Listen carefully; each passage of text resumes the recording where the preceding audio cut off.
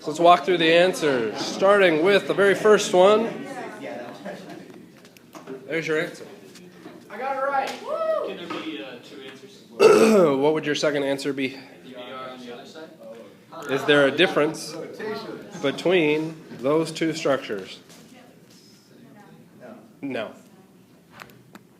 So there's only one answer. So if you put two, you're wrong.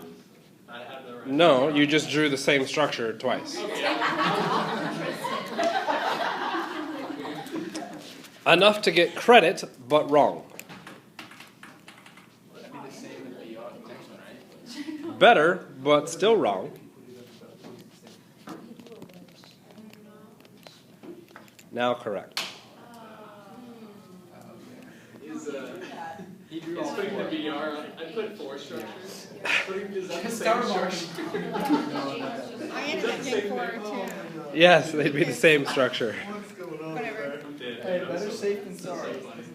It's thorough. Whatever it equals. Son of a nugget. All right. Enough for credit,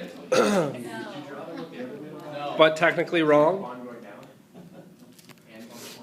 Enough for credit, but officially really wrong.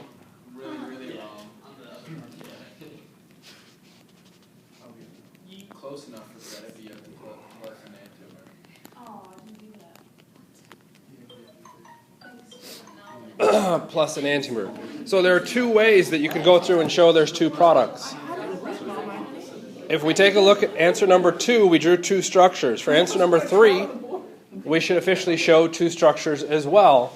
But because we know the other structure is an enantiomer, we can just say plus an enantiomer, and we don't have to draw the second structure. Could you have done that with the first one?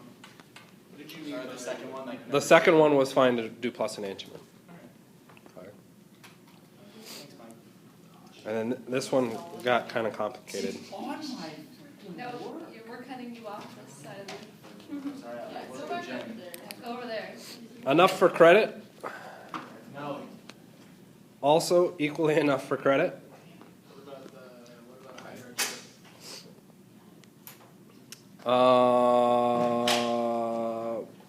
Both of them are officially wrong because There's a more stable place.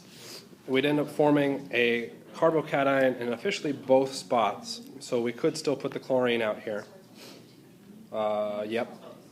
If the chlorine went to the other position, or a positive charge in the other position, we would have ended up putting the chlorine out there due to a hydride shift because of the carbocation. Both of those are possibilities. The issue with both of these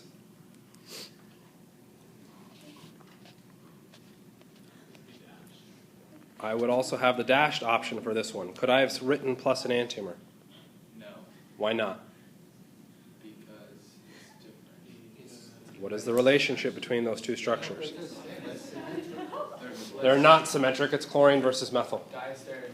They're diastereomers, so I couldn't have said plus an enantiomer in that case. Could you say a diastereomer instead? No, because diastereomer does too many Different things. vagaries.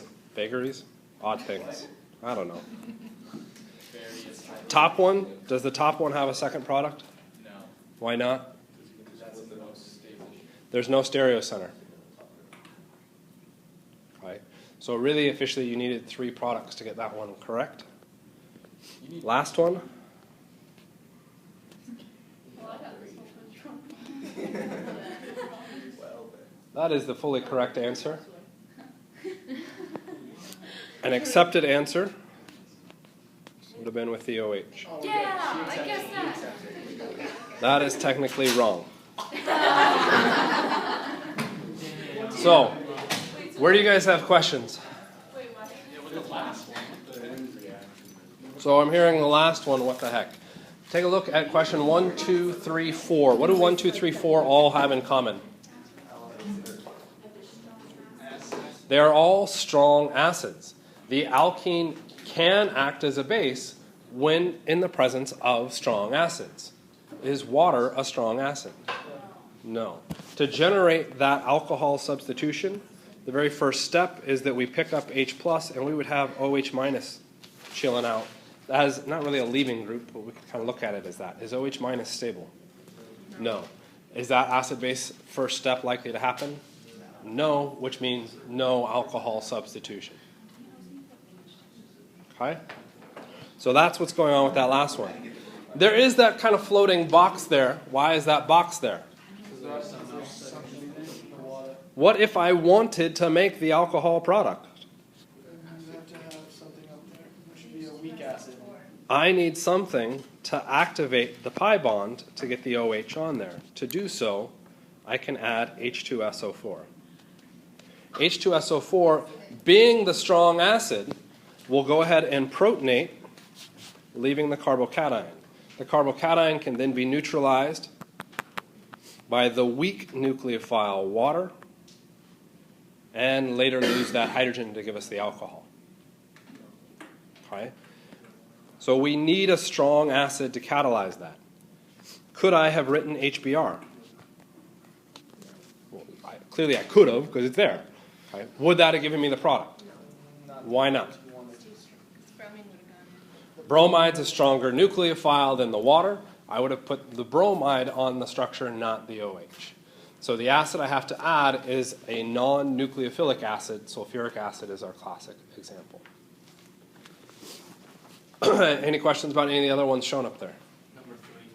Number 3. All right, down here. What's the question about that? So why did we put Cl on that carbon but not the other one? The other one that is... Why is the chlorine only going to that position? So remember, the first step is we react with the acid. Okay, and we could either put the hydrogen here and the positive charge there, or we could have put the positive charge here and the hydrogen up there. And with those two intermediates, you'd say, well, is there a difference between them? Yes. Shown in purple. No, they're both secondary carbocations. But what did I not draw on both of those? The rest of the structure. When I draw on the rest of the structure, what else is accessible? I have a resonance stabilization of the carbocation in the top case that I do not have in the bottom case, which means the carbocation is better formed on the upper position, if we want to refer to it that, which means that's where the chloride attacks in only that position, not the other one. Okay? So the instant you see a carbocation, you need to be thinking stability. Okay? We've got resonance. That trumps our substitution patterns. Okay? We have hydride shifts that we have to worry about, which was in question 4. So it's looking at each of those individual pieces and evaluating them slowly as you work your way through. Okay? As you get more practice, you can go through these quicker, but you have to be thinking about those complications every time you do a question. Make sense? Yes, sir. Okay. Moving up in the world from Dick. Yeah, that was like, what, the second week of school? Okay. Stereochemical traps, we always have to consider where the attack is coming from. So when we look at an alkene, it's a pi bond. Okay? The part that's reactive is the electrons in the pi bond. Those electrons can be both above the molecule or below the molecule, which means the very first step of any alkene addition generates 2 possible products. We could put our electrophile or our acid at the top or the bottom of the structure. Okay? Typically, we don't worry about it because in our addition, almost always one of those other positions is a hydrogen. If that position is a hydrogen, then I can't tell a difference between the hydrogen I added and the hydrogen that was already there, and it becomes irrelevant because that position is now achiral. Okay. So it's typically not something I see or have to worry about. The remaining piece is now a p orbital with a carbocation. That carbocation is now very important for, again, the same reason the alkene was reactive. We have the upper lobe and the lower lobe of the p orbital that can react with the nucleophile. This means when I have my nucleophile come in, I can have 2 possible attacks. The bromine, in this case, could attack from the top or on the bottom. This means that typically when I run an addition, I'm getting at least 2 products. Right? That does not mean those 2 products are different from each other. I just have those 2 possibilities. Okay? that's typically where we sit within this, but officially our alkene additions don't generate 2 products, they generate 4, because there were 2 upper and lower lobe attacks. We had the pi bond to start with, and then we have the p orbital of our carbocation in the second step. So we get 4 possible products. Typically the first 2 are ignored, again, because we're usually having hydrogen on our structure already. Okay? That eliminates that as a chiral atom. The next step almost invariably generates a chiral atom, which is why we see 2 products. This is why we need to be concerned about enantiomers or potentially diastereomers, depending on what we're starting with and what our end results end up being. Okay? So we have to be very, very careful when we go through and run our reactions. Okay? Typically, this is not a problem that you really need to be paying attention to unless you see in your multiple choice answers wedges and dashes or a Hayworth projection. What was the Hayworth projection? That's a ring, an overhead view of a ring, but turned on its side. Okay, so instead of saying wedges and dashes, so, whoa, that's a horrible, that's not that bad of a ring. I salvaged it. We have wedges and dashes from an overhead view, or if we looked at a Hayworth, the wedges and dashes become up and down, okay, where that was our wedge and that was our dash. Okay? So it's just a different view. Both of those are assuming or showing some kind of chirality within our molecule. That's when we need to worry about it. Okay? If your answer choices don't show wedges or dashes or Hayworth projections, then they aren't really asking about chirality. We don't need to worry about it. Okay? Is it something you should always worry about? Yes, yes, but the final's close enough that let's focus on where our bare issues are. Okay? Make sense? So your textbook has a really good figure of this, breaking it down all the way. They started with deuterium bromide as opposed to hydrogen bromide, okay? Because the deuterium now is unique. So when the deuterium reacts, it can either go above or below. With our alkene, that generates 2 products. Then the bromide can either go above or below in both of those, which generates now a total of 4 products. We then have to look at those 4 products and look at and evaluate what their relationship is between them. Okay? In this case, we'd end up noticing that they are all different from each other, and we end up with 4 products. How do we know they're all different? Well, remember back in Chapter 4 when we looked at chirality and you had to establish the relationship between structures? That's what you have to do. Okay? It isn't just, oh, I know I made enantiomers. It's, I have these products. What is now their relationship? Yes? Why it's talking about cis and trans for the product since we don't have a double bond? So cis and trans typically refers to an alkene. Okay? Let's scale down a ring structure, though. Okay, so an alkene is a pi bond. Okay, it's taking 2 carbons and bonding them to each other. Okay? What happens if instead of having 2 carbons bonded to each other, I had 3 carbons bonded to each other? Well, I'd have cyclopropyl. I'd have a ring. What is a pi bond? It's a 2-carbon ring. So the cis-trans nomenclature that we apply to alkenes, guess what? Applies to ring structures as well. Okay? Because we're now referencing, because we can't rotate things within the ring structure, it prevents that rotation for reasonably sized rings, that we will then be locked in our positions. So in that bottom case, the deuterium and the bromide will always be on the same side. There is no choice. We can't rotate it so they become the other direction. Cis and trans with double bonds, remember, wasn't an official moniker. It was identifying the relationship between any 2 groups. And we could do that with a double bond. Okay? But if we had more than 2 distinct groups, we couldn't use cis and trans anymore. We had to use E and Z. Okay? When we're looking at ring structures, we don't have an E and Z anymore because the E and Z is specifically referring to double bonds. Okay? So when we're looking at just adding 2 things to a ring, I can say they're cis or trans with respect to each other about the ring. But I can't say that that is a cis deuterium bromide structure. Okay? What would I have to name it? That's a tricky question. How do I name this structure as different from all the others if I'm not allowed to say cis and trans? E and Z doesn't work. E and Z only works with double bonds. How do I define the relationship of those atoms spatially? Not P and M, no. R and S. If you have more than two things substituted on a ring, you have to use R and S. So you'd define each of those positions as R and S, and you'd look at all those possible permutations, which is awesome funness, which is why we typically don't see it. Okay? Actually, are we okay with that? Okay. So, HBr works great. Our bromide was our nucleophile. Okay? We added the bromide to the most stable carbocation location. We could have used chloride. We could have used iodide. Are there other atoms that are nucleophilic? Like what?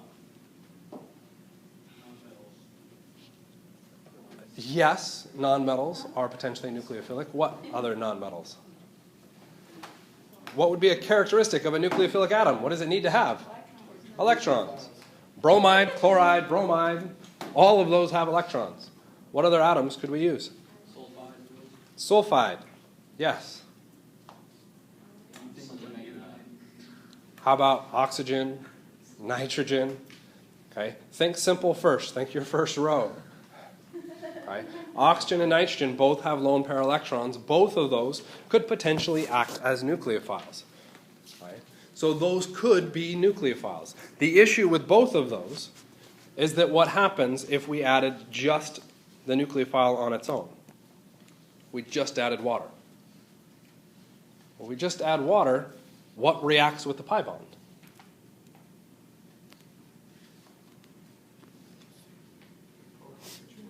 The proton. Do I have an H plus in water? Okay. Some people will say, yeah, we do. You do 10 to the minus 7th moles per liter. Okay. That's not a lot. Okay. So there's effectively no proton in water, which then means that reaction can't occur. So if I still want the water to act as a nucleophile or the oxygen to act as a nucleophile, well, we could try, okay, let's just make it a stronger nucleophile. Let's make it hydroxide. Well, that's a good nucleophile now. But what's the problem? What is the pi bond? What is the pi bond? Electron-rich. Electron-rich, meaning it is also a nucleophile. What happens when I bring those two negatives near each other? They repel and I don't get a reaction. So how can I get the oxygen to act as a nucleophile? Well, first I have to make the pi bond an electrophile. And to do that, I have to get rid of some electrons. To do that, I have to add a strong acid. I have to supply that H+. That H+ takes me to my first intermediate, which is the same intermediate regardless of whether we had water as our nucleophile or not. We can now have water attack. This generates our oxygen with a positive charge. Does oxygen want to be positive? So what does it do? Takes electrons from one of the hydrogens, and now we're at our full addition. We are still officially adding just water to the pi bond, but water does not initiate or isn't allowed to react with the pi bond because the pi bond's not electrophilic enough or nucleophilic enough to remove the hydrogen from water, or not basic enough. Okay, so we have to add that acid to initiate, to get us into the reactive state. Okay? So cool, oxygen can be used as a nucleophile. I just have to make sure that I can get that pi bond to become an electrophile by adding a strong acid. So that works out nicely. How about nitrogen? Well, we can run into the same issue. Okay. Nitrogen is even less of a nucleophile than the oxygen, or is a little bit better of a nucleophile than our oxygen, but it's still not good enough to react with the pi bond. So I still need to get that pi bond to react. So what do I do? Same thing, let's add an acid. If I add the acid, what happens? Well, I'd form the positive charge. And then what? I left with HSO4, which I get in both cases, but then what can my nitrogen do? It could theoretically bond. Notice the theoretically. We'd have a positive nitrogen. Nitrogen doesn't want to be positive, can steal electrons away from the hydrogen. We'd end up with the product that's shown here. So why is that a problem? Why does that reaction actually not happen?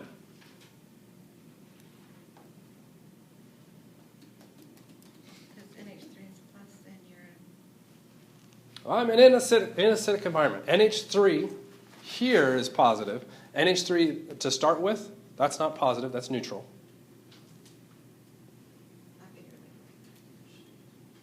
You would accept the hydrogen with carbon? Which is the stronger base? NH3 or the pi bond? NH3. Which means the acid reacts not with the pi bond, but instead with the nitrogen. Which means in my very first step, what do I end up with as a product? I will end up with NH4 plus and the alkene still. Is that nitrogen a good electrophile? It's positive, but for it to react with the alkene would have to react with one of the hydrogens, which it won't do because the nitrogen's a stronger base. Okay? It can't react directly with the nitrogen. Why can't it react directly with the nitrogen? It's full octet. And if it did that, it would then have to remove or lose a bond. I would have to push electrons out, which would mean I'd be kicking out not a hydrogen, hydride, which is not stable. Right? So when we're looking at our alkenes or our pi bonds acting as bases, they will react as bases and then react with halide and oxygen nucleophiles. They will not react with nitrogen nucleophiles. And that's because the nitrogen nucleophile is a stronger base, neutralizes the acid, it kills the whole reaction outright, and I can't get any product. Could you run the second one under currents, under high current? Bringing electricity into it is just something we don't even want to address. Yeah. Okay? So when we're looking at our nucleophiles, halides work and our oxygen will work, okay, to do our addition reactions. But that's pretty much it when starting with a strong acid catalyst. Okay. So there's our full-on mechanism. Does the oxygen have to come from water?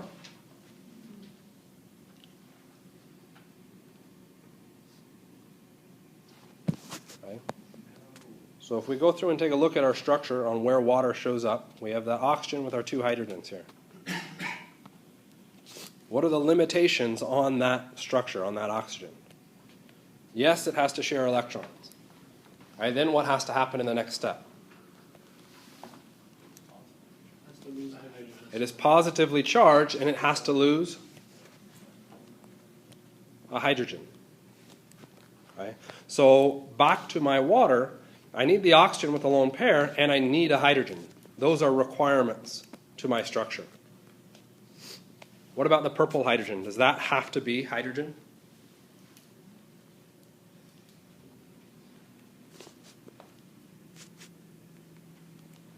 Where would that translate? That would come down to here at the end. There, to make an alcohol, does that purple hydrogen have to be hydrogen? Yes, because that makes an alcohol. I have to have the OH bonded to a carbon. Okay? But what if I had some other structure? Could I attach something else out there? Are there other functional groups that have oxygen bound to carbon? Yeah, like? Could do carboxylic acids. That's a little bit trickier, and officially it's not going to work well in this case. Not an amide?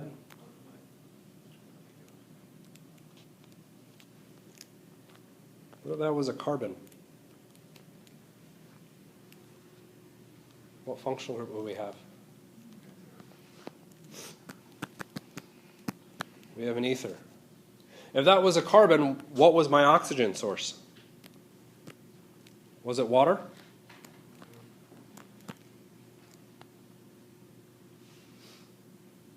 It's an alcohol. It's an alcohol. It was not water. It was an alcohol. So I can use an oxygen as a nucleophile coming from an alcohol. Okay? And that would take me to an ether as a product. So when we're looking at our reactivity, it's not just saying, oh, I have to react water. We're saying I have to supply an oxygen nucleophile. That oxygen nucleophile must also have a hydrogen attached to it. So an alcohol could work.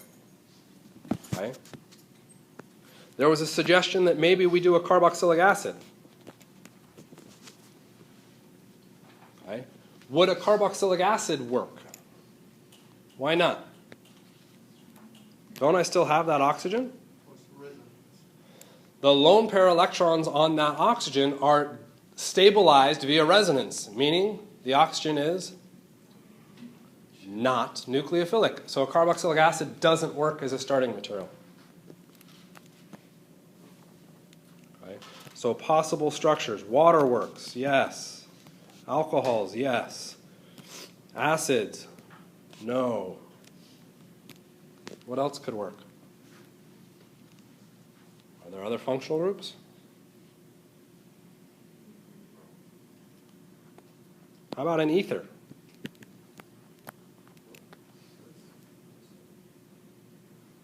What would my starting nucleophile look like then if it was an ether?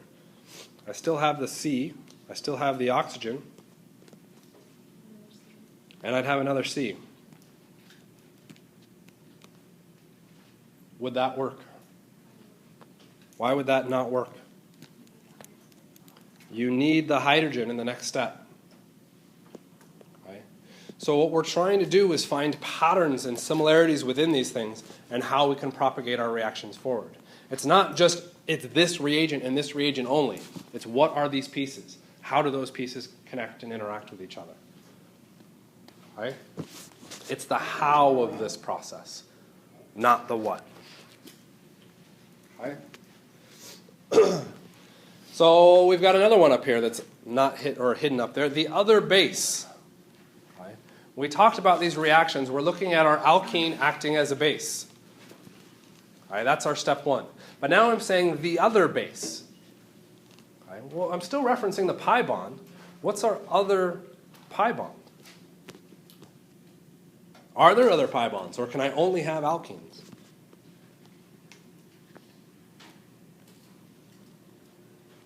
Right, you should review those. There are test questions directly on that, on what your functional groups are. If you don't know your functional groups, you're in a hole, a really, really big hole from the beginning. Right? Are there other functional groups with pi bonds? Yes. Yes, good answer. Alkynes. So a triple bond. What other functional groups? Okay. Ketones. There's a whole class with ketones, or carbonyls. So you got ketones, esters, carboxylic acids. Okay. What do you think? Is the alkene and alkyne class going to react the same as our carbonyl class? No, Why not? because we have resonance in carbon. I don't understand resonance in the carbonyl. Stabilized. I still say there's resonance in an alkene and an alkyne. It's going to be too much of electrons when the nucleophile wants to attach. There's still Not quite. What is the key difference between those two? And it's not resonance. It's oxygen. It's oxygen versus carbon. Why is oxygen different than carbon? It is more electronegative, which means when we look at the electron density in an alkene or an alkyne, those electrons can kind of shuttle both directions. There is one favorable, but I have both options. It's a non-polar pi bond. What is the issue with the carbonyl? It's a polar pi bond, which is going to drastically change how it reacts. Now, only the oxygen will act as the base in the carbonyl. That carbon will never pick up the electron density because it's less electronegative than the oxygen. So the reactions that we can do with a carbonyl are going to be similar in their basic characteristics as our alkene and our alkyne, but they're going to change the dynamics of the reaction because we have that electronegativity difference. That electronegativity difference is what drives all of life. Right? Biochemistry is all about the carbonyl. So anybody going into any kind of health profession should be taking second semester OChem because that's when you talk about carbonyl chemistry. So biomedical engineering, pre-health, pharmacy. Hey, call us Okay? out. I am calling it out because it's a stupid degree path to remove that knowledge. Okay? And whether or not somebody else said that was intelligent is invalid. Right? It is still a stupid path. Right? Getting back to the point, and you can call any biomedical engineer you want and have them come yell at me, and I will tell them they are wrong. And I'm bigger, so they'll get scared and run away. Nobody's bigger than me. Alkynes, yeah. Alkynes will do the same kind of chemistry. Okay? They have a pi bond. They can react with HBr. Okay? Those electrons can come out, react with the hydrogen, forming what? We still have 3 carbons. We still have 1 pi bond left. Where should the hydrogen go? We'll call it position 1 or position 2. So if we put the hydrogen in position 1, because I heard most people say that, of course I'm doing it because it's wrong, but we put the hydrogen there, what happens to our positive? It's a primary position. The primary position is not a stable carbocation. That doesn't happen. And instead, the hydrogen goes to our terminal position, the position that has the most hydrogens already, also known as our Markovnikov addition. Right? We now have the positive charge. The positive charge can react with,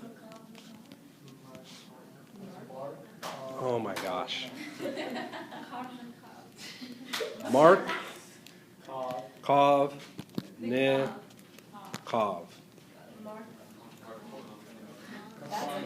I could easily have spelled that wrong, by the way, just for the record. That's not how you spell it? I have no idea. So our bromide could come in and attack, and we'd end up with the final product.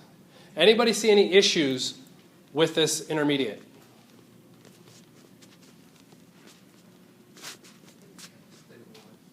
What's that? Okay, there's a suggestion that there is a resonance stabilization here. In the green arrow, presumably you're saying that. Can I get anybody to second that or refute it? What is the hybridization of the carbocation carbon? There's only 2 groups of electrons. It's sp, right? Which means we have the p orbital for our pi bond, and we have the p orbital for the carbocation, which is located perpendicular to the axis of the pi bond, meaning there is no resonance. Perpendicular orbitals. Okay? There is absolutely no resonance to stabilize that.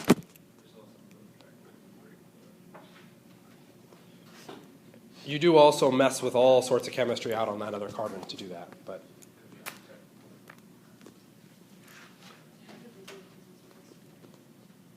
okay. Let's put it in a slightly different context then. Okay. Let's say we started with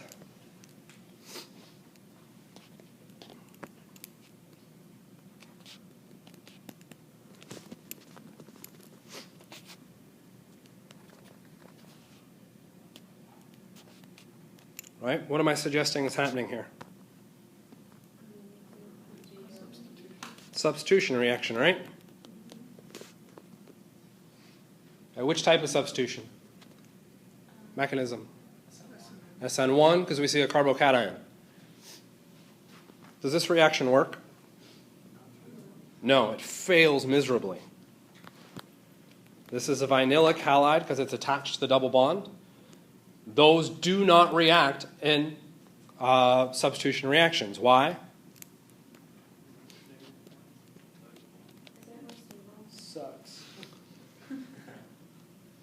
that structure is a horrible structure. It is insanely unstable. Right? If it is insanely unstable and it shuts down the substitution reaction, what does that mean is going to happen when we try and do this acid-base reaction? It's going to shut it down. It will probably also shut that down. This reaction does not occur in very high yields. Okay? Because that very first step makes a structure that is so insanely unstable that it does not want to actually move on to the next step. Okay? So it is not particularly synthetically useful. How could I mess with it to make it work?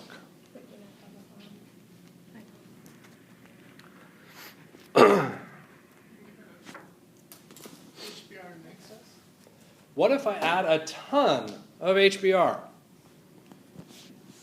Right. Yeah, I'll end up forming this stupidly horrible carbocation, but then I have an alkene. And what do alkenes do in the presence of HBr? It takes the hydrogen and it does another addition reaction, which means I end up removing the alkene from the reaction. If I remove a product, what happens according to Le Chatelier?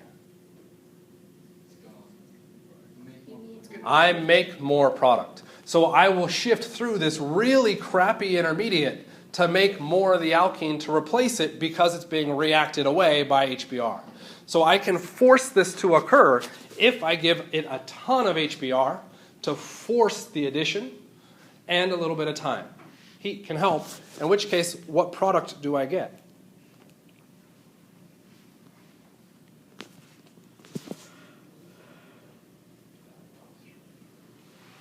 Should we go backwards to the previous slide? Okay.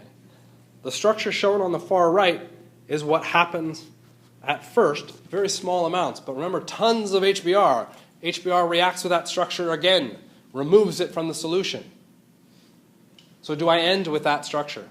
No, I have to end with that structure after it is reacted with another HBr. What would my result look like? Good, I got lucky there. Didn't reveal the answer. So that's our first product, okay? But bad. With more HBr, what happens? I add another hydrogen. Where does the hydrogen go?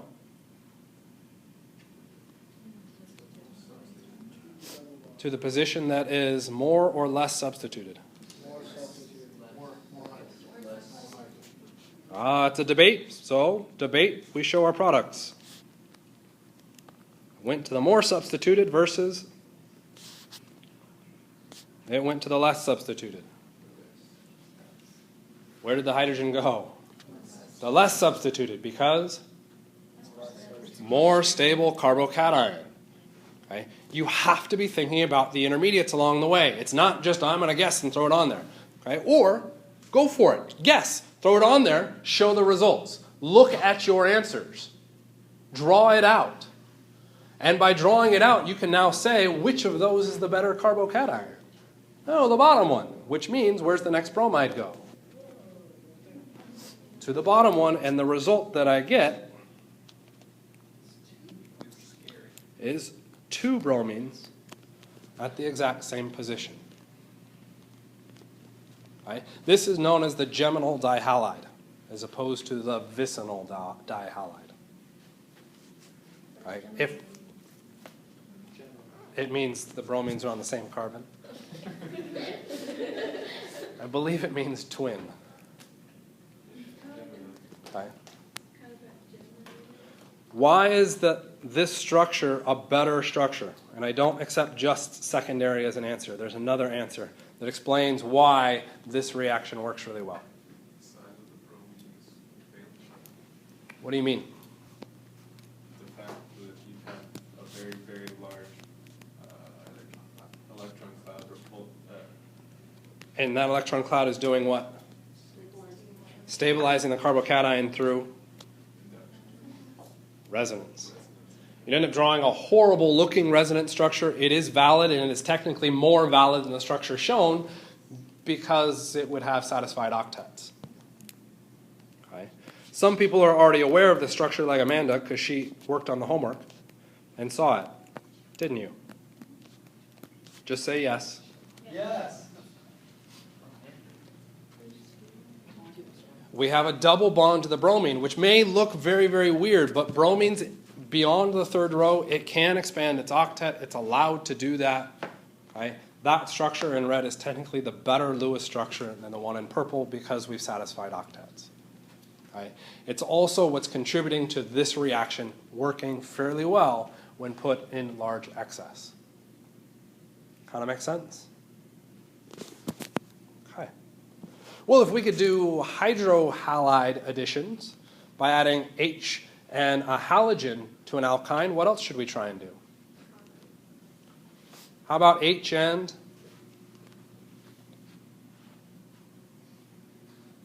O? Just like we did already. Okay. So we're going to go through and add an acid and water to the alkyne. What do we expect for the product? Okay. What do you mean an alcohol? I would give this to you to draw. Do you want to try and draw on this? No. Okay. Where do you want to place the alcohol? 1, 2, 3.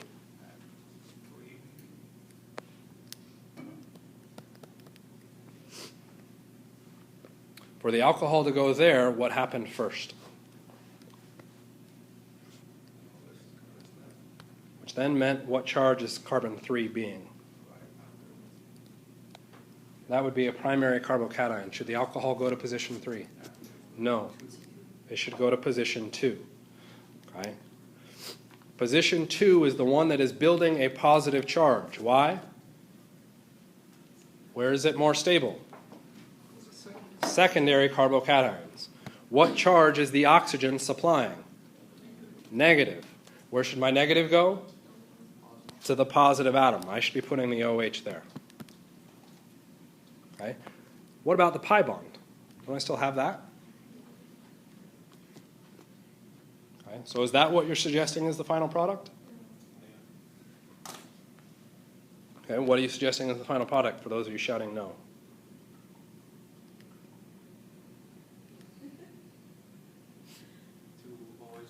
Okay. 2 OHs.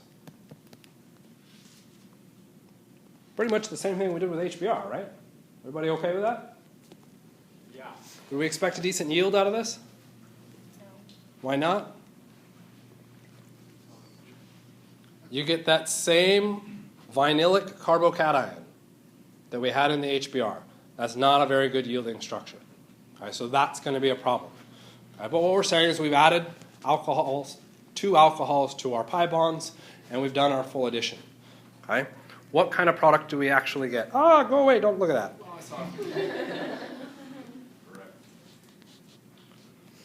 I thought the box was going to disappear and we were going to see the product. You ready for the product? Yeah. You actually get this.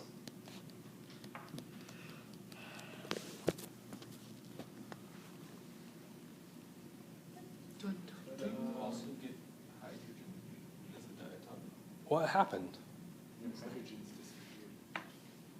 Right. The hydrogens don't seem to be there. I would actually argue they are there. We added 2 hydrogens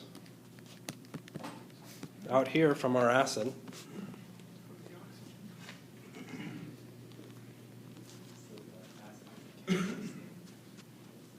That's kind of weird looking.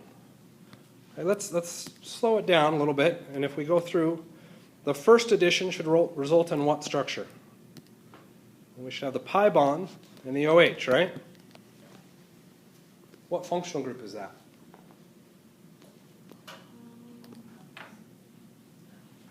I said this was something you needed to watch out for.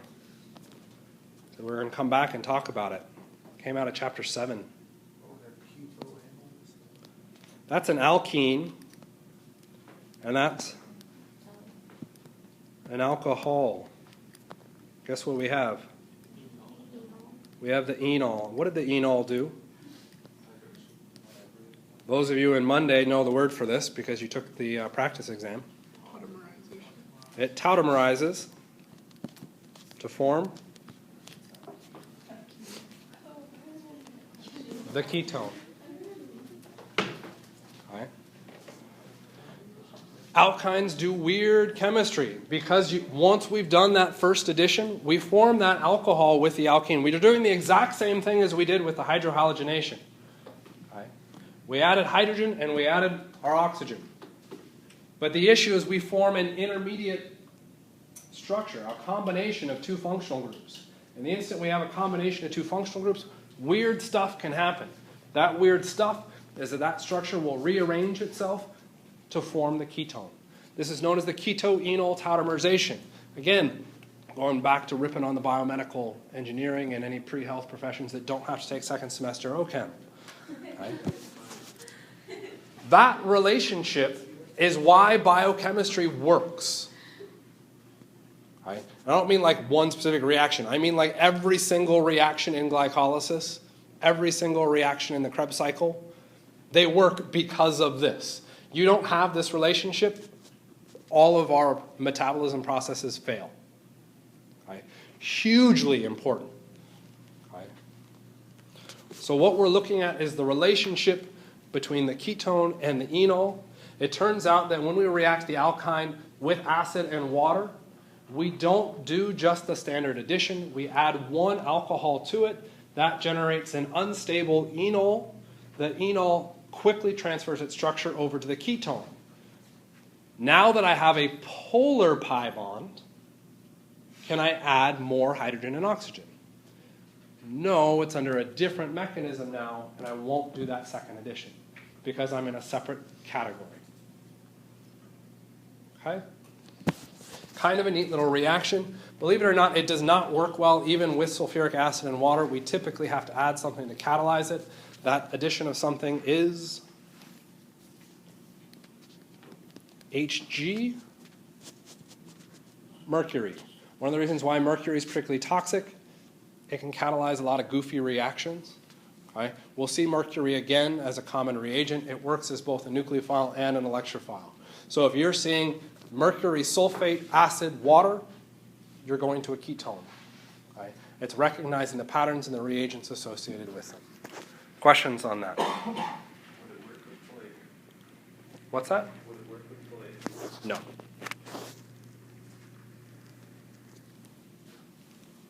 Come on, catch up with me. If you want to see the full mechanism, your textbook's got a nice drawing through it. We go through that vinylic carbocation. Right? Water can come in and attack, initiates our cascade. We have the enol, we do our whole keto-enol tautomerization, and we shift across to the ketone form. It's all fun and dandy.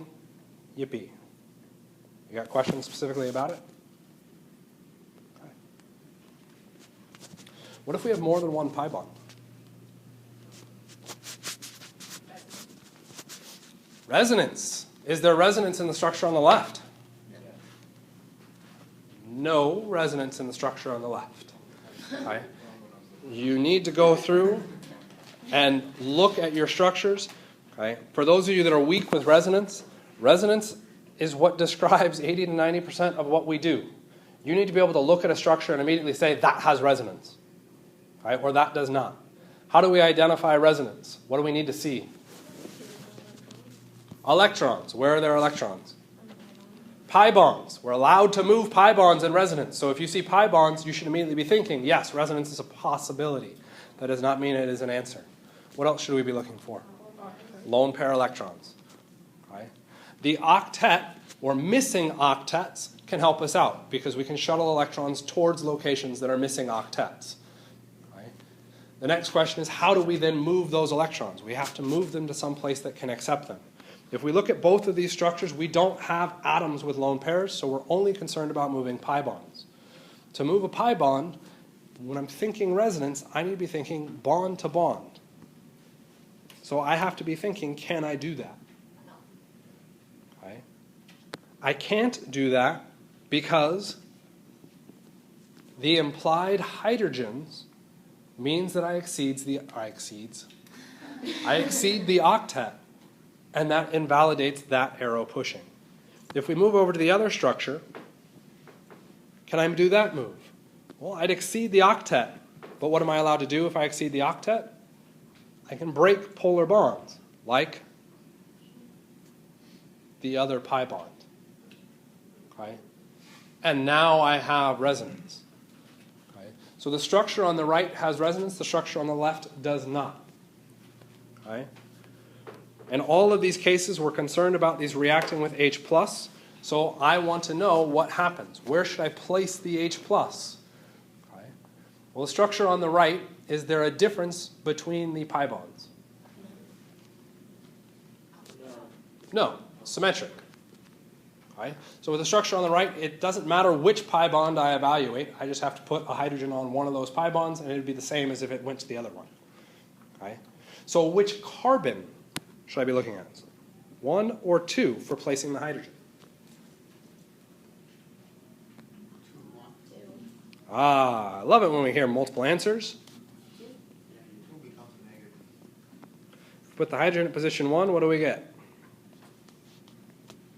Secondary. If we put the hydrogen at position 2, what do we get? Primary. Where does the hydrogen go? Goes to position 1. So that we generate the secondary carbocation. I keep thinking you're talking about the carbocation. I know, I'm thinking about what the chemical. That's I where know I'm it's gonna be thinking, placed where it's on going, it. not the hydrogen. Okay, I'll try and switch the question next time. You're gonna. Exactly. Okay. So we have a secondary carbocation. Cool, that's a good first start. What about the other one? Are those 2 pi bonds different? Yeah. Okay. So if they're different, I need to decide where I should place the hydrogen. Okay, so I'm going to look at 2 possibilities. 1, 2, 3, 4. Where do I want to place the hydrogen first? Sorry, I said hydrogen. So hydrogen. I'm hearing hydrogen should go to position 1, which would mean we'd see the carbocation at position 2.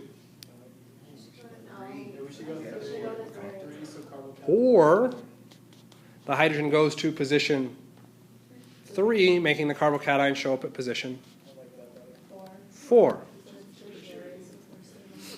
What's the result? This is the valid intermediate. This one's wrong. Okay. Are people smiling because that's cool, or are people smiling because they're like, I got that way wrong?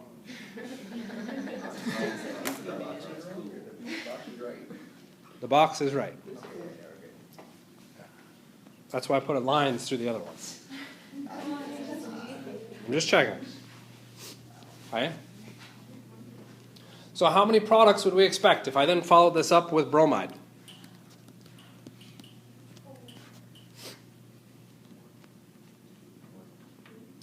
Well, bromide would come in and attack that position.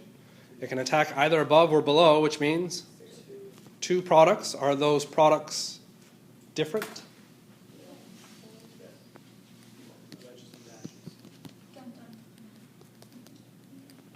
Is a CH3 different from a CH3? No, so the relationship between those 2 products is the same, which means really only one product. How about the other one?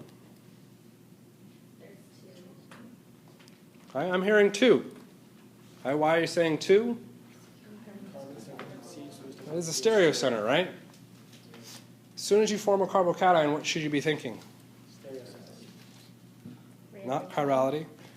Close on the rearrangement, you should be thinking stability. So when we looked at the structure on the left, we said the bottom one was the more appropriate one because it's a tertiary carbocation. What does the structure on the right have? What does the structure on the right have?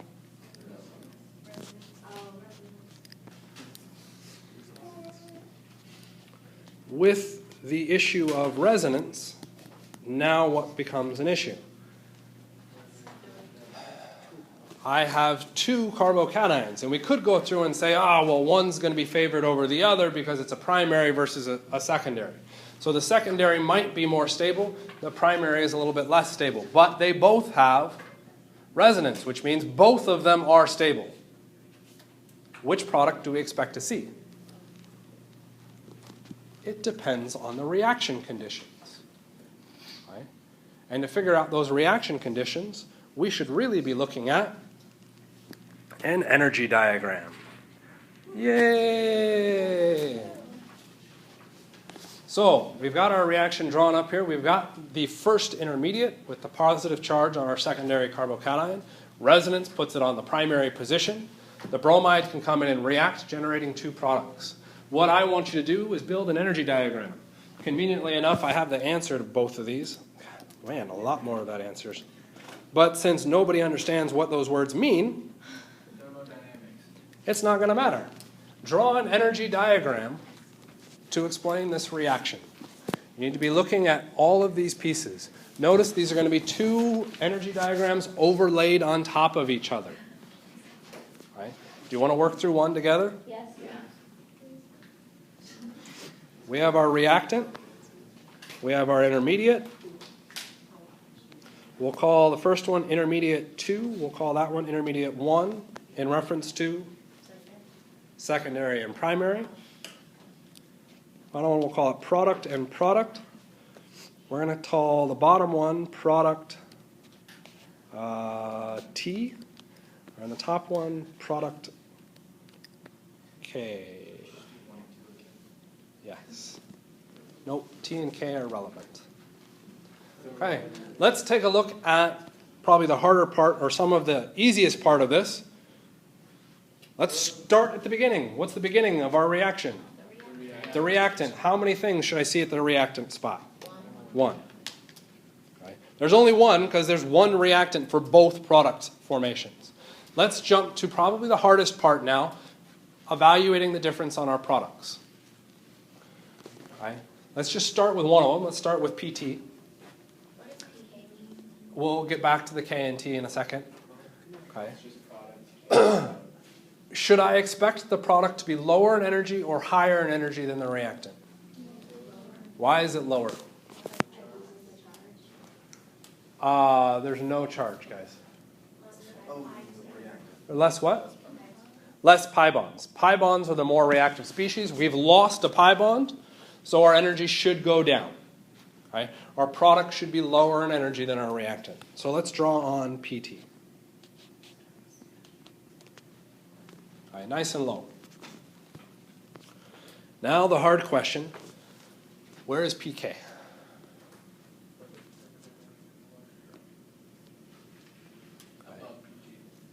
Why would PK be above PT? Is a less substituted alkene. PK has a less substituted pi bond, therefore making that pi bond higher in energy. So I should be showing PK higher. It's still under R. Okay. It should still be under R, so I'll increase my R a little bit. It's a little bit more obvious. Let's just pretend that's a straight line. So now your turn. I2, I1. Place them, finish your diagram.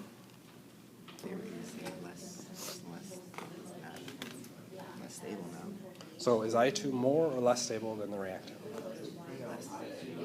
Okay, so it needs to be higher in energy than the reactant, yes. Okay, so let me draw that in. So here's I2. Okay, now I need to be concerned about I1. Where should I1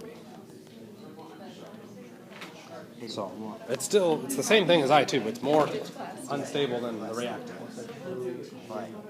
Should it be more or less stable than I2?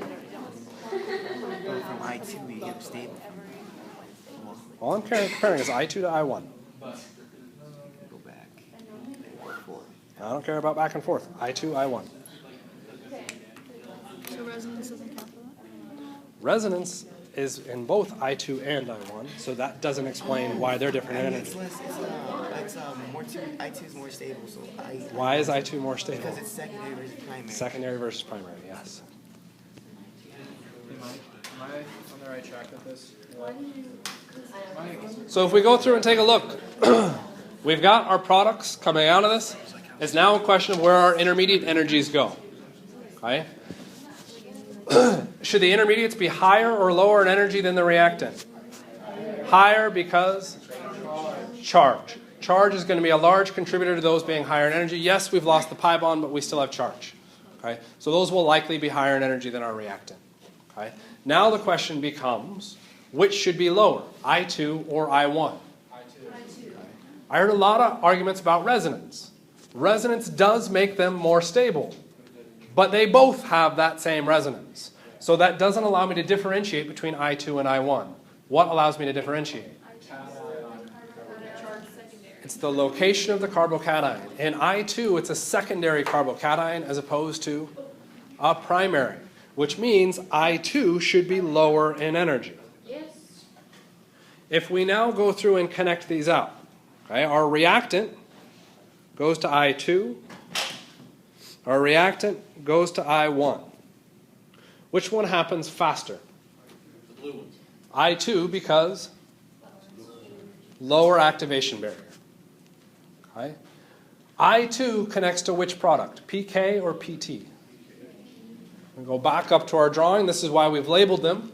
I2 goes to PK,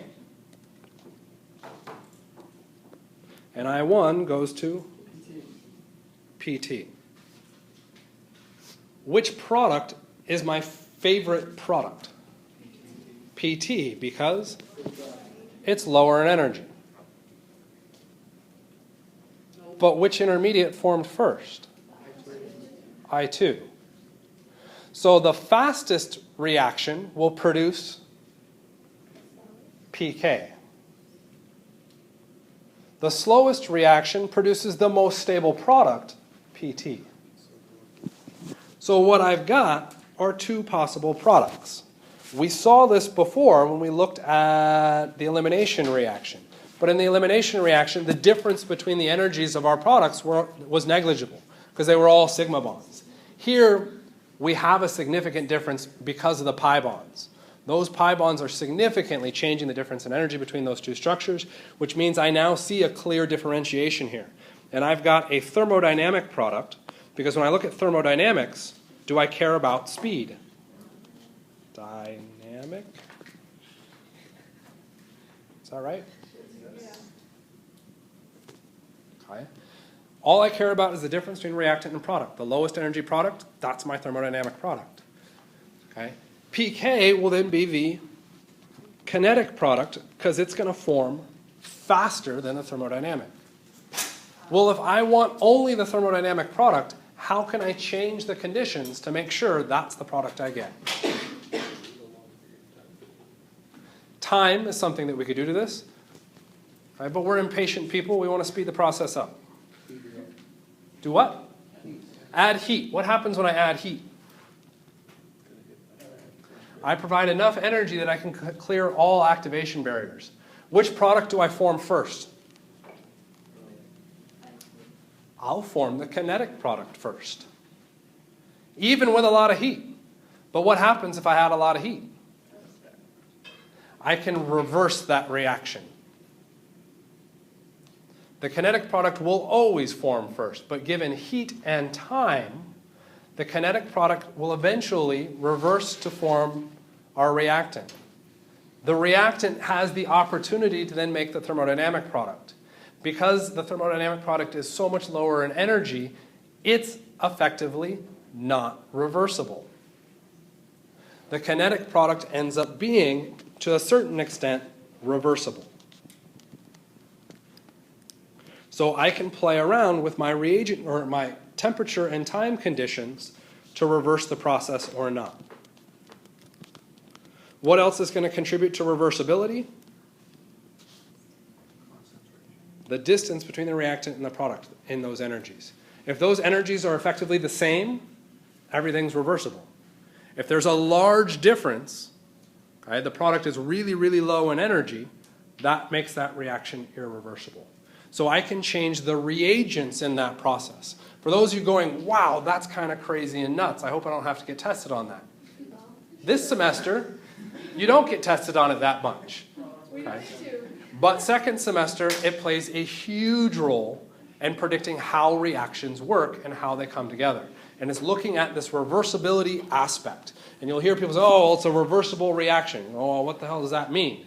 That means that someone either memorized the reagent with that word or they drew out the energy diagram and evaluated what the chemistry was actually doing.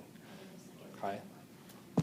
This is insanely important and super cool, super interesting. That's what we're looking at when we're looking at our conjugated alkenes.